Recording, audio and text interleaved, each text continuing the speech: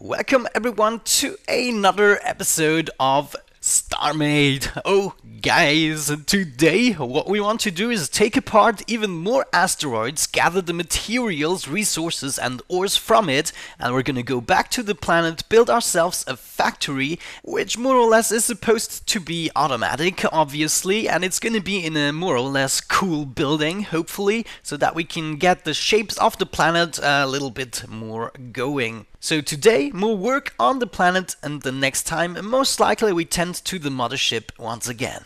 Before we do that though, there's one thing I would like to show you, because it's the first thing that happened to me today and it brought me down just a little bit because I simply don't understand the world of the internet sometimes. So naturally what I did is, when I woke up, I checked my comments and I found a rather interesting one on one of my mod spotlights. I know this hasn't anything to do with this specific video, but it has to do with the comment section in general.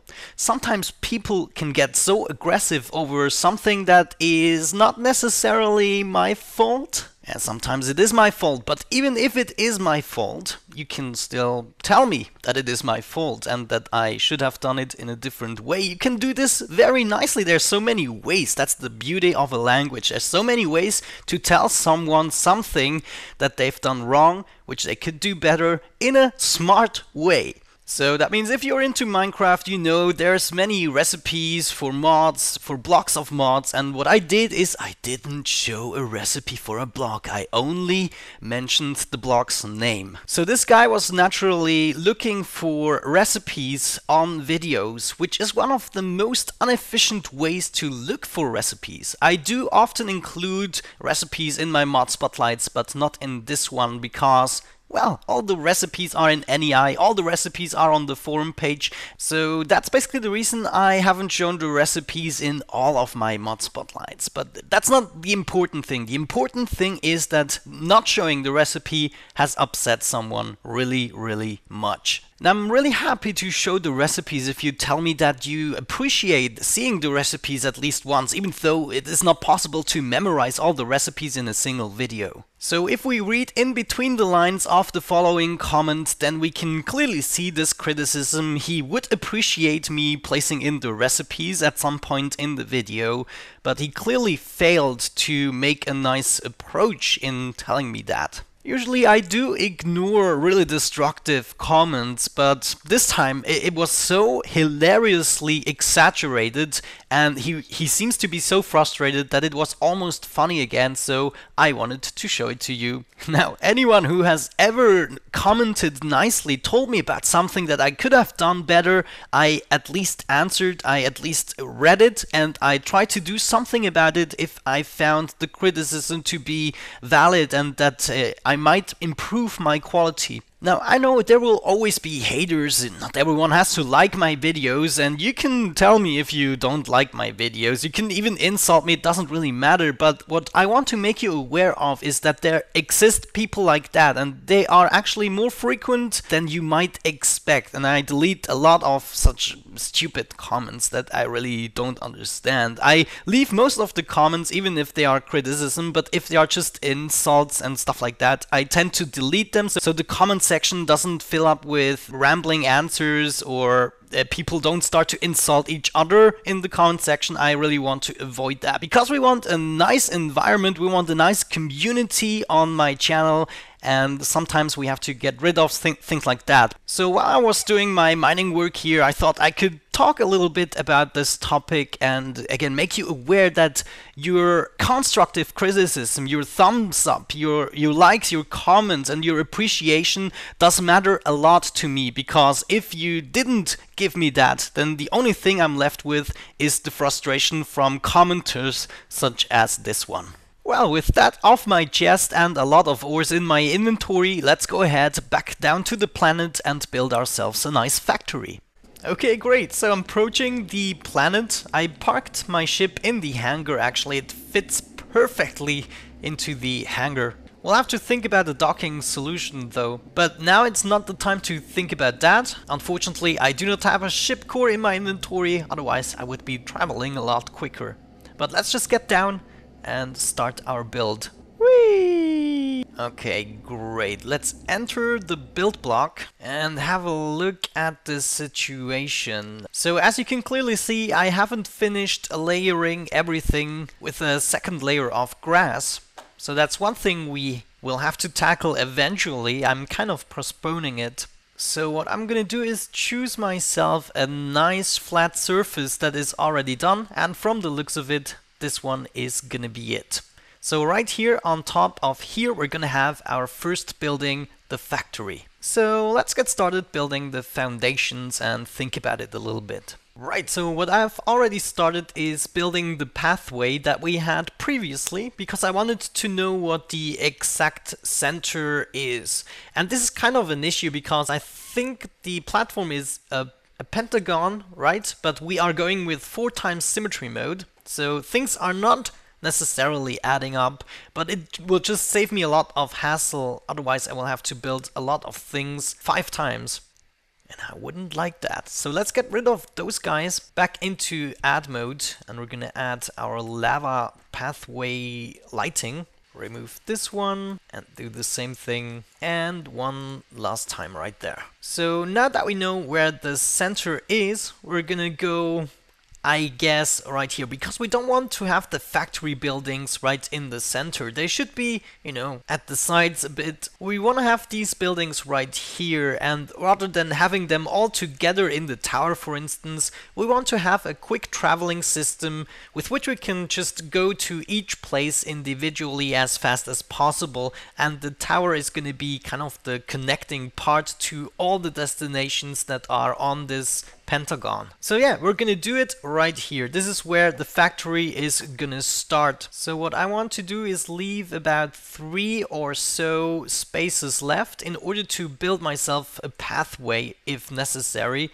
So this is gonna be one of the corners of the factory. So let me set that up quickly. We'll have to see where we are gonna have the entrance and so on and so forth. Well guys, so I laid the foundations of the factory just a little bit. There's probably gonna be several levels, but this is basically the first one. I also had to look into my inventory to check which kind of ores we actually gathered, and some of them I won't even attempt to pronounce, but we do have enough in order to get ourselves a small little example factory going and see how stuff is working out. Within the shape of the factory, I included a larger door for vehicles, for instance, and a smaller door for the normal personnel. Right here, I carved out a little edge in which we are going to place our power generators. So this is going to be one of our power factories right here. For this planet segment, of course, I believe it counts for everything. So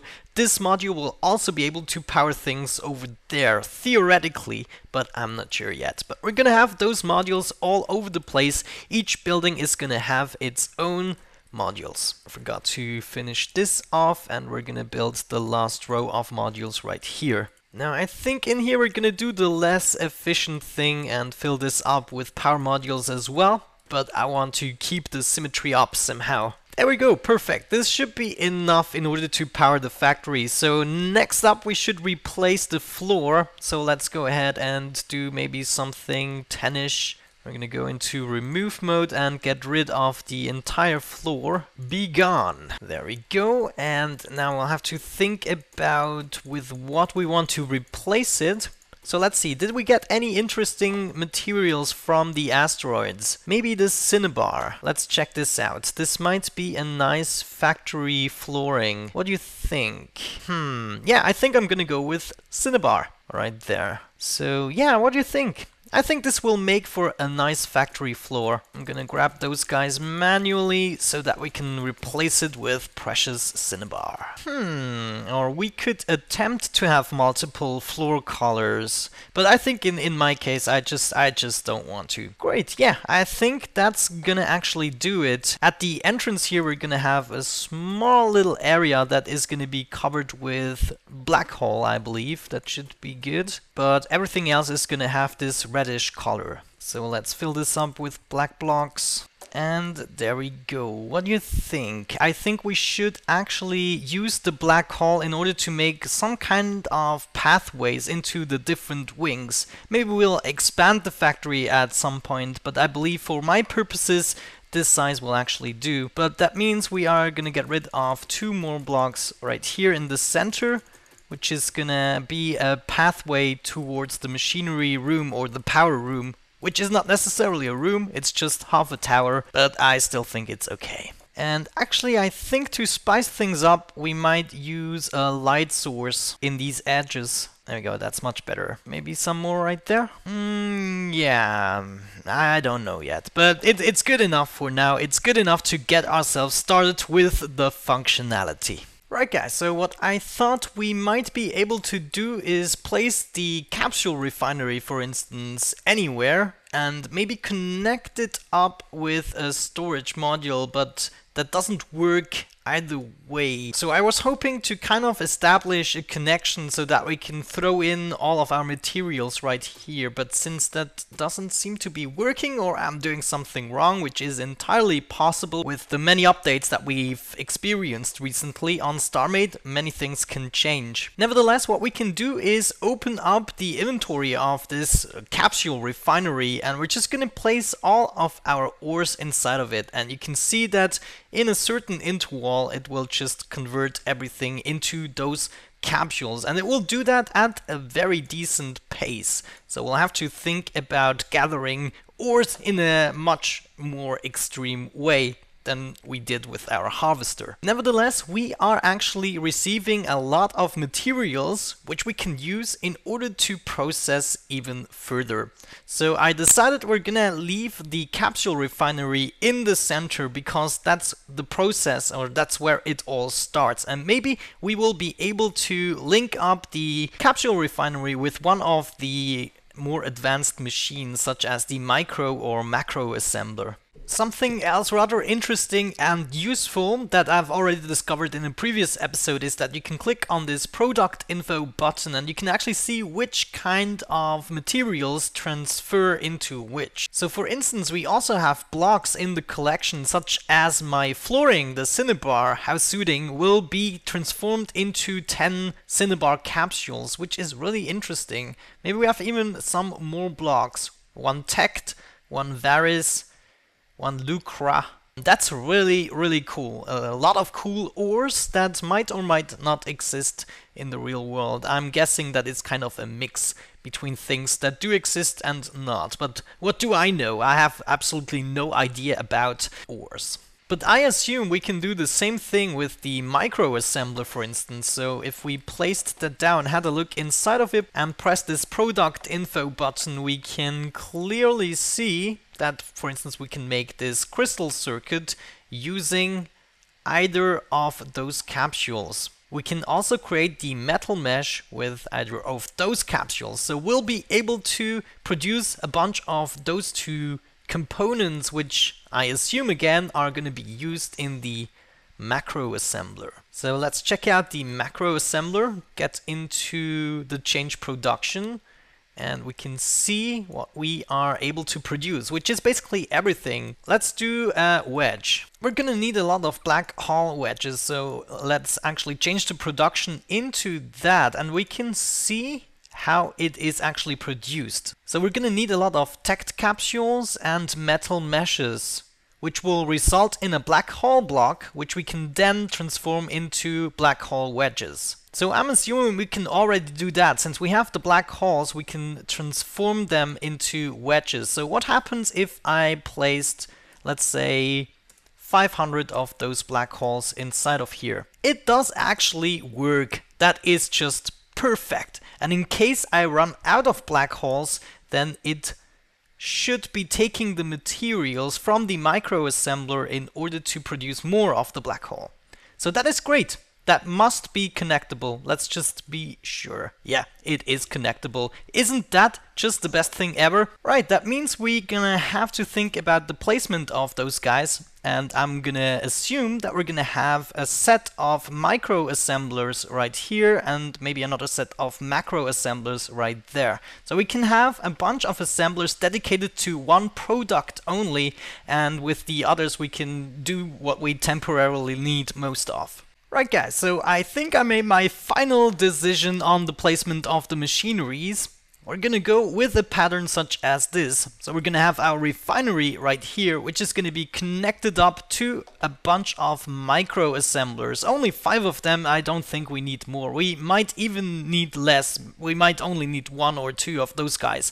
But the rest of it we're gonna fill up with macro assemblers. So we're gonna have a lot of those guys, maybe a bunch of them dedicated to only one product at a time. Now I already went ahead and tried out a few things, and I figured that this machine is able to automatically produce those crystal circuits and metal meshes if we select it and connect it up with the refinery. And as long as we have the materials inside the refinery, I believe it's just gonna continue producing those 2 products. I also placed in the Tect, Surgel and Cinnabar that I had in order to get those capsules going. We might need them in the future. So in theory that means we should be able to connect this guy up right here, and let's actually have a look inside of here if that still works. Yeah, as you can see, crystal circuits and meshes are being created. So why don't we go ahead inside of here, change the production to, let's just go with a black hole or something like that. Something easy, black hole, there we go. Oh geez, look at this, it is actually working. Isn't that awesome? So we can automatically produce the black hole, which then means we should connect this guy up to yet another macro assembler in order to create the wedges. I don't think you can create the wedges right off the bat. You will have to make this step. We can test it though. Wedge, let's produce a bunch of wedges and just wait a few seconds. Well, we have to take this guy out. Obviously, it can make the wedges from the blocks right here. Yeah, from the looks of it, it has stopped. So if you want to make a product that requires a step in between, you just have to place a bunch of macro assemblers that are gonna be in the production chain and just link up all of the machineries so it will be automatic. Isn't that just the best thing ever? So for now I'm not going to produce anything just yet. What we want to do obviously is go ahead to the shop, take a bunch of those macro assemblers with us, maybe also just to fill up this row. It doesn't really matter. This way we're going to produce an enormous amount of those 2 components, which I'm not necessarily sure we need. We might need stuff for other things as well. But anyways, it doesn't really matter because everything is working the way I wished for. We are now actually able to produce anything in the game with very little effort. We don't have to restock the shops anymore necessarily. We don't even have to go to a shop anymore. We only have to do some efficient mining. Well guys, so I think this is a good time to wrap up this episode. I hope you enjoyed it. We made substantial progress in the idea of having a self-sustaining planet going on. But other than that, have a great time and hopefully I'm gonna catch you the next time.